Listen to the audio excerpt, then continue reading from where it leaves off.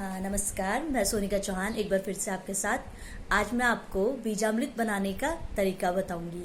जैविक तरीके से बीजामृत कैसे बनाते हैं। पहले तो बीजामृत क्या होता है, ये बीज को उपचारित करने के लिए होता है। कई बार हम लोग क्या करते हैं, बीज लेके आते हैं, उसको उपचारित करना बहुत ज़रूरी होता है, क्योंकि उसमें अगर हम बीज को उपचारित नहीं करते हैं तो कई बार बहुत सारी बीमारियां बीजों के साथ आ जाती है, बहुत सारे खरपतवार बीजों के साथ आ जाते हैं।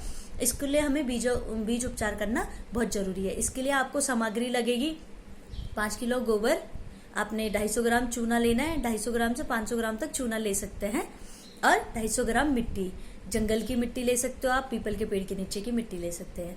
इसका भी रीज़न बता दूंगी आपको, क्योंकि जंगल की मिट्टी में क्या होता है, किसी भी प्रकार का कोई रसायन नहीं मिला होता है, और पीपल के पेड़ के नीचे की मिट्टी जिसे बोलते हैं सजीव मिट्टी, जिसमें किसी भी प्रकार का कभी भी कोई रसायन नहीं डाला जाता है, और इसमें बहुत सारे जीवाणु पाए जाते हैं जो हमारी खेती की उर्वरक को बढ़ाने में मदद करता है। पीपल के पेड़ के तो बहुत सारे फायदा है ना, क्योंकि ये क्या करता है, हमारे पर्यावरण से जो कार्बन डाइऑक्साइड होता है वो ग्रहण करता है और ऑक्सीजन हमें छोड़ता है। तो इसलिए इससे क्या होता है, हमारा वातावरण शुद्ध रहता है और जिससे हमें बहुत सारे फायदे होते हैं। तो मैं अब आगे बताऊंगी आपको बीजामृत बनाने की विधि।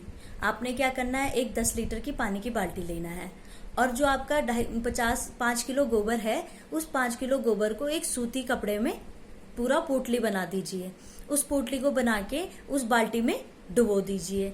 जब उस पानी की बाल्टी में आप डुबोगे तो उसको कम से कम 16 से 18 घंटे तक वो बाल्टी, उस पोटली को पानी की बाल्टी में डुबो के रख दीजिए, जिससे कि पोटली में जितना भी पोषक है वो उस पानी की बाल्टी में आ जाए।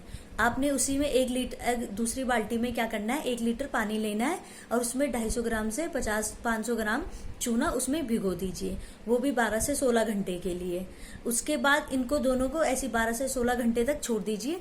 उसके बाद आपने क्या करना है, एक बाल्टी लेनी है, उसमें क्या करो, 5 लीटर गौमूत्र डालो, और जो आपने पोटली में गोबर डाला है उसको क्या अच्छे से निचोड़ लीजिए। निचोड़ लोगे तो उसमें जितना भी पोषक होगा वो बाल्टी में आ जाएगा।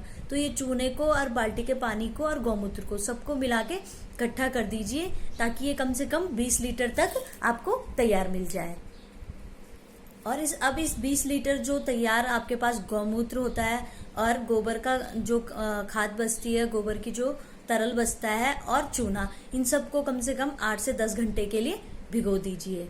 उसके बाद आप लोग, इसकी एक मात्रा है, आपने क्या करना है, 100 से 200 मिलीग्राम, कम से कम 1 किलो बीज में 100 से 200 मिलीग्राम तरल लगेगा। जो आपने जीवामृत तैयार किया है, बीजामृत तैयार किया है, वो एक 100 से 200 मिलीग्राम लगेगा। मतलब एक तरीके से आपने क्या करना है, जितने भी आपके पास बुआई के लिए बीज हैं उसमें एक इस तरल का लेप टाइप में तैयार कर दीजिए। लेप तैयार करने के बाद इसे कुछ टाइम तक क्या कर दीजिए, छाया में सुखाओ। छाया में सुखाने के बाद इसको क्या कर सकते हैं, आप लोग अपने खेतों में बिजाई कर सकते हैं। बहुत आसान तरीका है, आप इस प्रकार से इसको बिजाई कर सकते हो। उसके बाद इसके सबसे बड़ा फायदा क्या है, एक इसमें नाइट्रोजन इकट्ठे हो जाते हैं बहुत ज्यादा, जो अगर आप इस तरीके से खेती में अगर खेती करोगे, नाइट्रोजन इकट्ठा करने वाले सूक्ष्म जीवाणुओं की मात्रा क्या हो जाती है, बढ़ जाती है। आपके क्या बीज के अंकुरण में बढ़ोतरी आती है, और आने वाले टाइम में जो आपकी पौध बनती है उसमें कई प्रकार की बीमारियों से क्या हो जाती है, राहत मिल जाती है। और जिस प्रकार से आप लोग अगर खेती करेंगे तो आपको ज़्यादा फायदा होगा। आपका जो बीज होगा उसमें बीमारियां नहीं लगेंगे, तो आने वाले टाइम में आपकी खेती के ऊपर भी अच्छा काम होगा। ठीक है, और इसी प्रकार से आप इसको तैयार कर सकते हैं। मैं फिर से बताना चाहती हूँ, अगर किसी भी प्रकार की और आपको जानकारी चाहिए तो आप मुझसे संपर्क कर सकते हैं। घर पे रहिए, सुरक्षित रहिए और अपने उत्तराखंड को जैविक बनाइए। धन्यवाद।